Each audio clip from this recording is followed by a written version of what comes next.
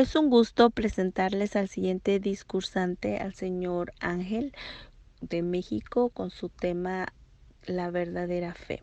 Esperamos que este discurso sea de edificación para todos aquellos que lo escuchemos, así que dejamos este espacio libre para el señor Ángel, más conocido como Voz de Trueno, el señor Lithium.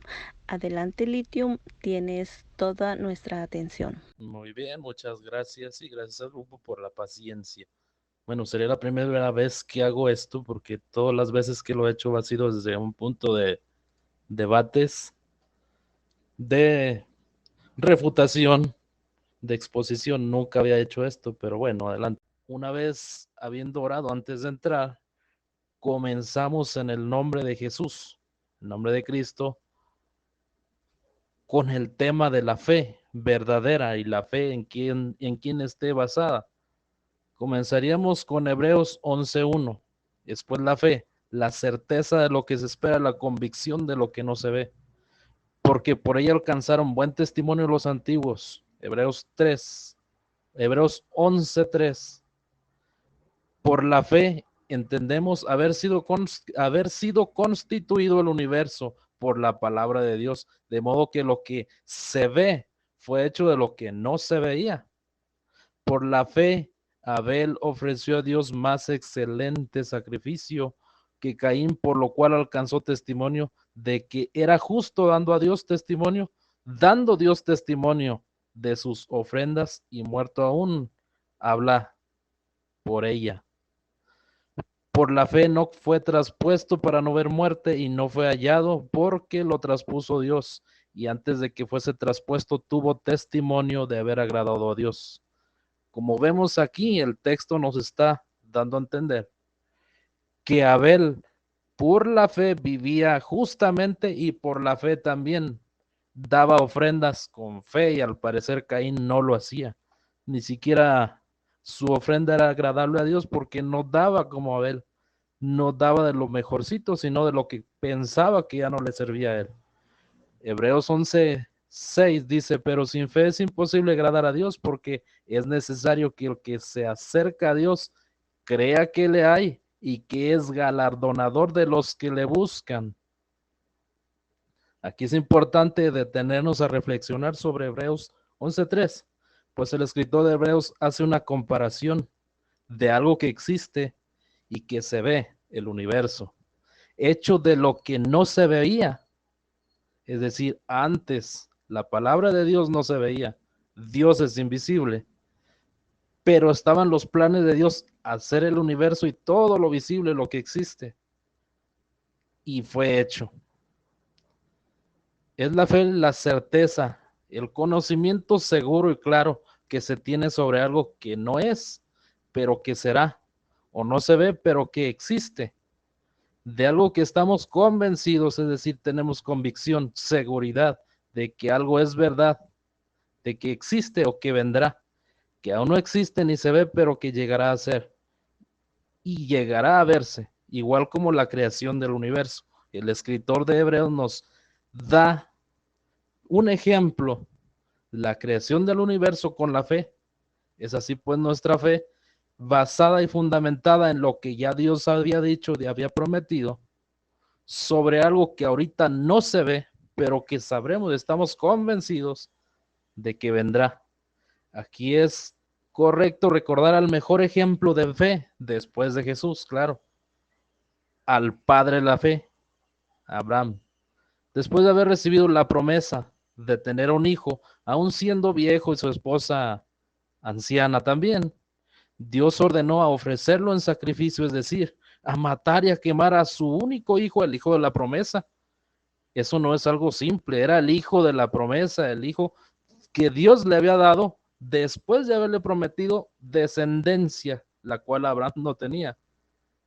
Dios le da a su hijo, Abraham, Dios le da a Isaac, y luego se lo pide, y luego se lo pide no solamente como se pedía antes a los hijos, dedicarlos a Dios, no, aquí Dios quiere que los sacrifique. Nos vamos a Génesis 22:1. Aconteció después de estas cosas que probó Dios a Abraham y le dijo, Abraham, y respondió, heme aquí. Y dijo, toma ahora tu hijo, tu único hijo Isaac, a quien amas, y vete a tierra de Moriah, y ofrécelo ahí en holocausto, sobre uno de los montes que yo te diré. Y tomó Abraham la leña del holocausto y la puso sobre Isaac, su hijo. Y él tomó en su mano el fuego y el cuchillo, y fueron ambos juntos. Aquí es interesante, aunque no es tema de lo que estoy hablando, pero vemos que el hijo de la promesa cargó su propia leña hacia el monte para su propio sacrificio, es decir, su muerte, y aquí es un tipo o sombra de lo que vendría. Jesús, el que también cargó su madero, su cruz, y caminó hacia donde iba a ser sacrificado. No es tema de la fe. Es decir, tendríamos que usar eso para otro tema sobre las profecías. Pero ambos hicieron exactamente lo mismo, a la diferencia de que Isaac no sabía. Entonces habló Isaac a Abraham su padre y le dijo, Padre mío, y él respondió, aquí, mi hijo, y él dijo, he aquí el fuego de la leña, mas ¿dónde está el cordero para el holocausto? Y respondió Abraham, Dios proveerá del cordero para el holocausto, hijo mío. Iban juntos. Génesis 22:9. Y cuando llegaron al lugar que Dios le había dicho, edificó ahí Abraham un altar y puso la leña y ató a Isaac su hijo y lo puso en el altar sobre la leña. Y extendió Abraham su mano y tomó el cuchillo para degollar a su hijo. Entonces el ángel de Jehová dio voces desde el cielo y dijo, Abraham, Abraham. Y él respondió, heme aquí. Y dijo, no extiendas tu mano sobre el muchacho, ni le hagas nada, porque ya conozco que temes a Dios, por cuanto no me rehusaste a tu hijo único. Entonces alzó Abraham sus ojos y miró, y aquí a espaldas a un carnero trabado en un zarzal por sus cuernos, y fue Abraham, tomó el carnero y lo ofreció en holocausto en lugar de su hijo. Vemos como aún siendo su único hijo, es decir, el hijo de la promesa, ya que tuvo otro hijo antes, Ismael, pero era Isaac el de la promesa, no dudó en lo absoluto meterle cuchillo y quemarlo. Dice el escritor de Hebreos, en Hebreos 11:17, por la fe Abraham, cuando fue probado, ofreció a Isaac, el que había recibido las promesas, se ofrecía a su unigénito, habiéndosele dicho, en Isaac será llamada descendencia. Esto es una muestra de fe. Hebreos 11:19. Pensando que Dios es poderoso para levantar aún de entre los muertos, de donde en sentido figurado también le volvió a recibir. Abraham sabía que tenía la certeza, tenía la plena confianza, que estaba convencido de que Dios podía levantar a su hijo y cumplir la promesa de dejarle descendencia, aún él matase y quemase a Isaac. Sabía las promesas de Dios y no dudó, porque dice que levantó el cuchillo, ni siquiera le preguntó a Dios, Señor, ¿estás seguro que tenemos que matar a Isaac, al de la promesa? Y luego, ¿quién me dará descendencia? Y luego, ¿qué haremos después de que hayamos matado a Isaac? Señor, ¿estás seguro que tengo que hacerlo?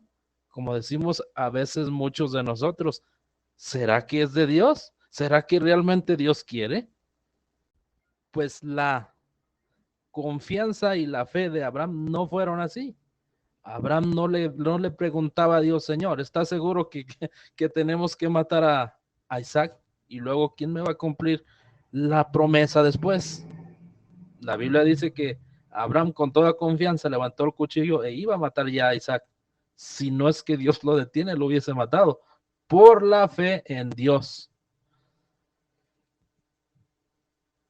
Ahora, ¿qué dice también Hebreos 11:24? Por la fe, Moisés, hecho ya grande, rehusó llamarse hijo de la hija de Faraón, escogiendo antes ser maltratado con el pueblo de Dios que gozar de los deleites temporales del pecado, teniendo por mayores riquezas el vituperio de Cristo que los tesoros de los egipcios, porque tenía puesta la mirada en el galardón. Y aquí lo que estamos hablando, Hebreos 11:27, por la fe dejó a Egipto, no temiendo la ira del rey, porque se sostuvo como viendo al invisible.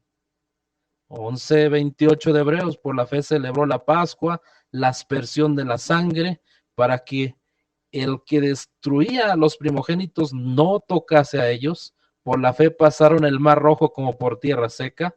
Y dice, e intentando los egipcios hacer lo mismo, fueron ahogados. Por la fe cayeron los muros de Jericó, después de rodearlos 70 días. Por la fe Rahab, la ramera, no pereció juntamente con los desobedientes, habiendo recibido a los espías en paz. ¿Y qué más digo? Porque el tiempo me faltaría, contando de Gedeón, de Barak, de Sansón, de Jefté, de David, así como de Samuel y los profetas, que por la fe conquistaron reinos, hicieron justicia, alcanzaron promesas, taparon bocas de leones, apagaron fuegos impetuosos, evitaron filos de espada, sacaron fuerzas de debilidad, se hicieron fuertes en batallas, pusieron en fuga a ejércitos extranjeros, las mujeres recibieron sus muertos mediante resurrección, más otros fueron atormentados no aceptando rescate a fin de obtener una ¿qué? Una mejor resurrección. Fe en el futuro. Eso es la fe, la plena seguridad de la convicción de las cosas que no son, como si ya fueran, como Moisés, mantenerse viendo lo invisible. La fe verdadera es, todas las personas la pueden tener. La fe verdadera, los budistas tienen fe verdadera. Los musulmanes son capaces de morir o matar por su fe. Por la fe muchos han llegado al suicidio, por la fe en las palabras de su líder. Es decir, en la fe mal fundada, la fe de ellos es verdadera, pero su fundamento es falso. Porque la fe no está fundamentada en quién, ni en Dios, ni en Cristo. Es como aquel que hizo su casa, una casa verdadera sobre la arena, y aquel que hizo una verdadera casa sobre la roca. Vino la tempestad, y las dos casas siendo verdaderas, la que no estaba fundada sobre la roca cayó, y fue grande su ruina. ¿Cómo se obtiene la fe? En Romanos 10:17 dice, así que la fe es por el oír, y el oír por la palabra de Dios. La palabra de Dios, la misma que nos ha mostrado lo que en el pasado hombres de fe llegaron a lograr. Después la plena confianza en las promesas de Dios. Promesas que fueron declaradas para nosotros también. La mayor de todas las promesas de Dios para nosotros es la salvación. La vida eterna, primera de Juan 5:11. El perdón de los pecados, primera de Juan 1:9. Filipenses 4:19, Dios nos proveerá de todo lo que necesitemos.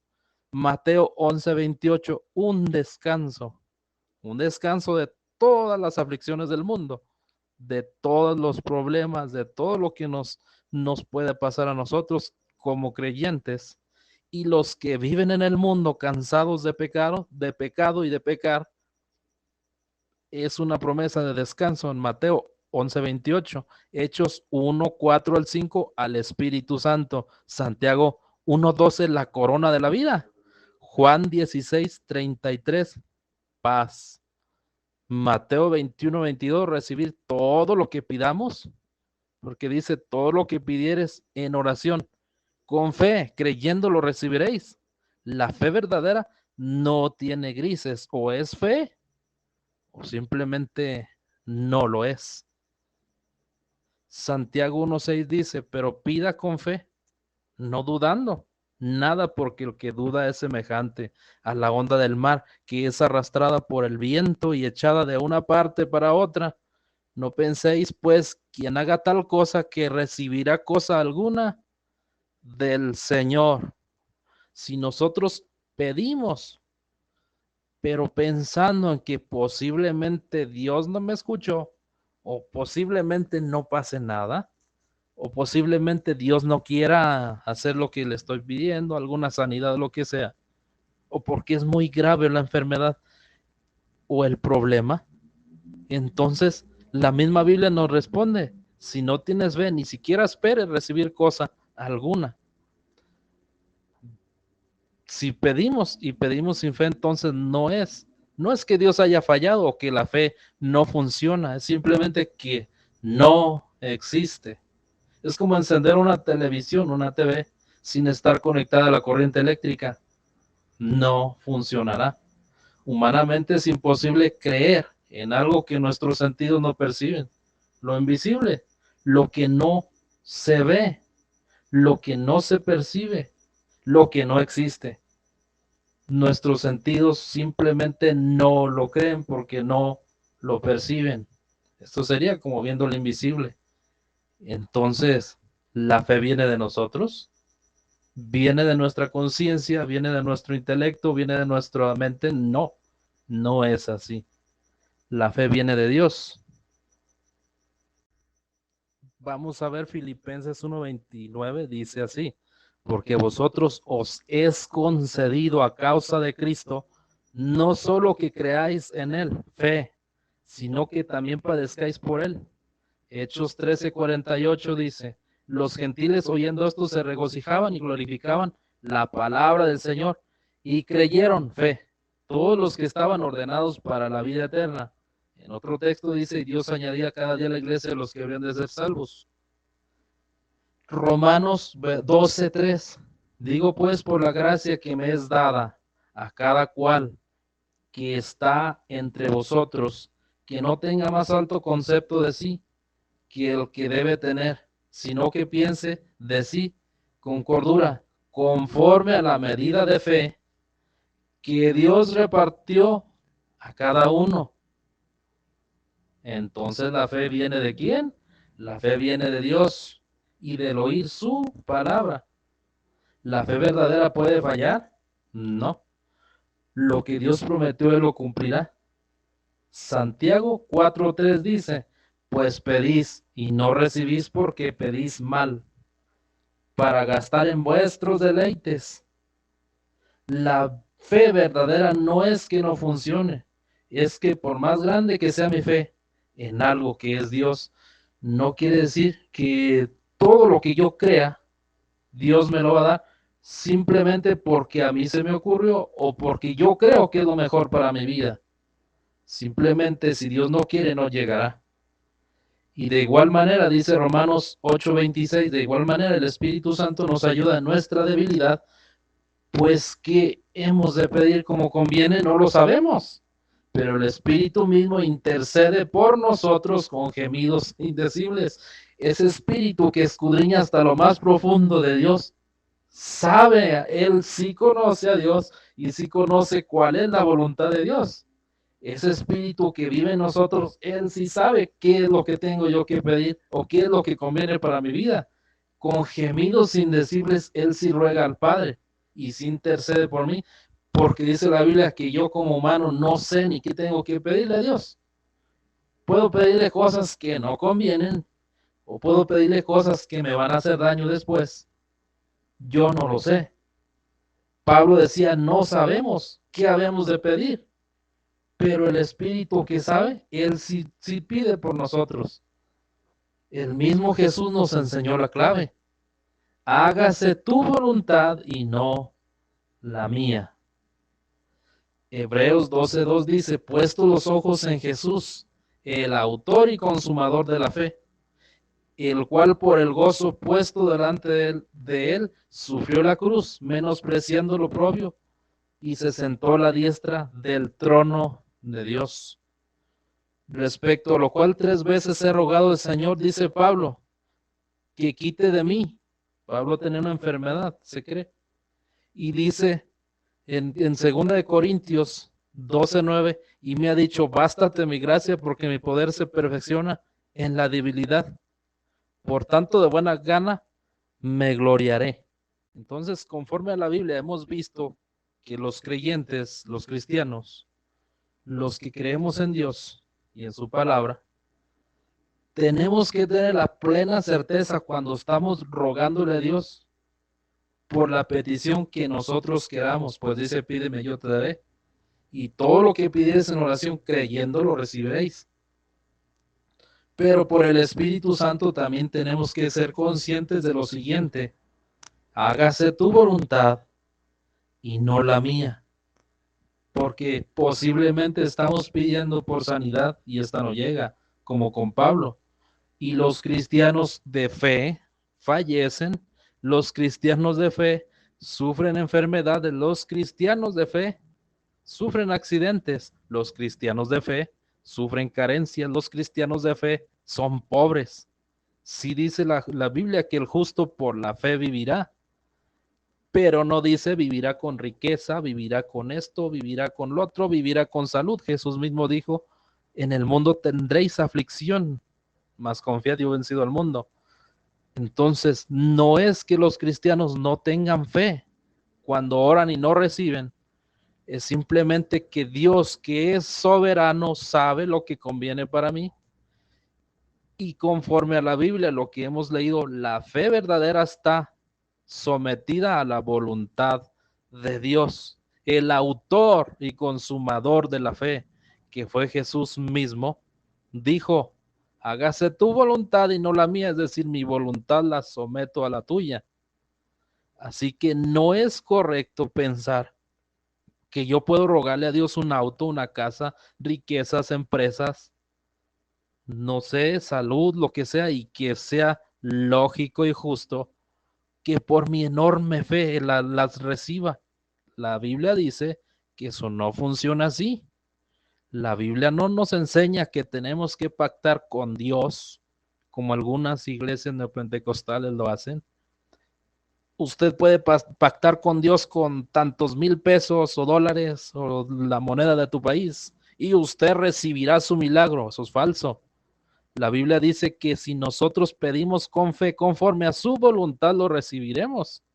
Yo personalmente conozco a personas que sin ganas han orado ahí una oración leve por una persona con cáncer y la persona con cáncer ha regresado después y dice, estoy bien, fui sanada.